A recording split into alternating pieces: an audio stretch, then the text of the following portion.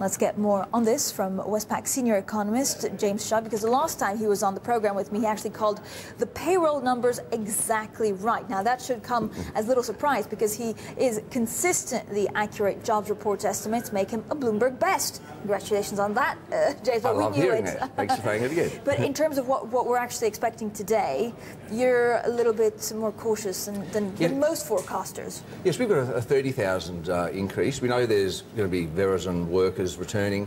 One factor that actually supported the August numbers was the shutdown in Minnesota.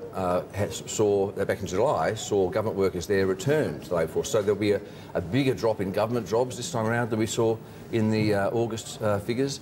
And as well, the economy, look, it's growing at barely 1% annualised pace, maybe a little bit stronger. On the job figures, what figure are you actually expecting? 30,000. So 30,000 is our payrolls forecast. Yeah. 60,000 is our forecast for private sector payrolls. Yeah.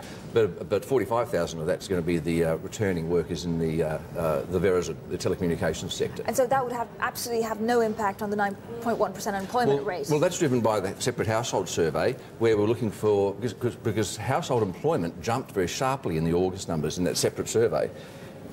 We think it'll fall in the September numbers, not fully offset by declining participation, so we think unemployment will rise to 9.2%. And so are we really risking, I mean, you're talking about growth, it's practically non-existent in the US, so are we really heading towards a recession? I think what we'll find in July next year, when they publish benchmark revisions to GDP growth for this year that we're in now, that we're either basically a stalled economy or in a very mild recession. Remember, back in July this year, they revised down the pace of the recovery we'd seen to date. I think that the models that the statisticians use aren't calibrated to cope with a recovery which doesn't include the housing sector and doesn't include the small business sector, which is credit constrained. Without those components that are typically in a recovery, there's lots of assumptions that are made that actually are invalid, and I think that's why we're getting this overestimation of growth coming through. And Jay, at the same time, so President Obama is trying to push this jobs plan through. Will that actually create more jobs or do something, or is it just more of a political kind of plan? Look, weak employment is a symptom of the problem. The problem is the housing overhang. The problem is the still nervous banking sector, with added problems coming through from Europe now, of course. And the problem is that households are inclined to save more.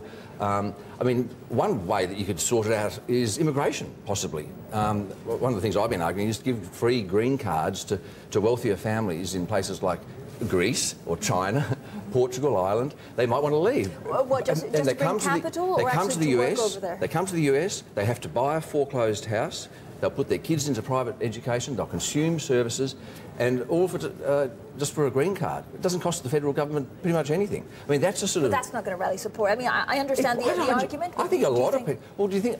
I think it has a better chance of helping the US economy than just tweaking tax rates. It addresses the fundamental problem, which is this overhang of housing and the weak consumer spending related to the fact that people aren't buying houses. So it's an interesting model, James, in terms of, you know, how much would that add to the actual UK economy? Depends Do you have a number? how many cards they gave out. Depends.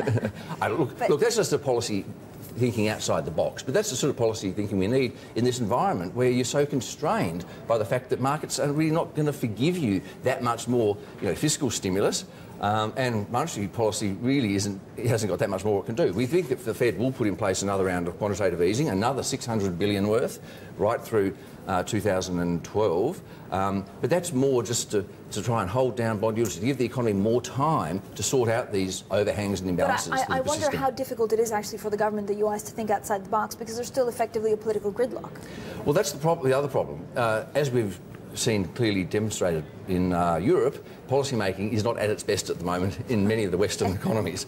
And I think, you know, the issues that we've seen in the US say that you can make exactly the same criticism in terms of US politics as well. And so is that going to also push the likelihood of a recession even further? I mean, you know, a lot of the times the US is saying, Europe, you really need to sort your house together because this is going to have an impact on the rest of the world, but we could be saying the same. I think that the political shenanigans at the margin make a little bit of a difference, but I think that the bigger issue is that households are inclined to save. There's too many houses out there. Employers probably took on too many employees during the early part of this recovery. We were surprised that payrolls for the year to March 2011 was revised a bit higher. That suggests to us that there's more risk of layoffs going forward as firms have to adjust to this new economic environment. They thought that they were going to have 3% growth. They're only getting 1.2% growth going forward for the next few years.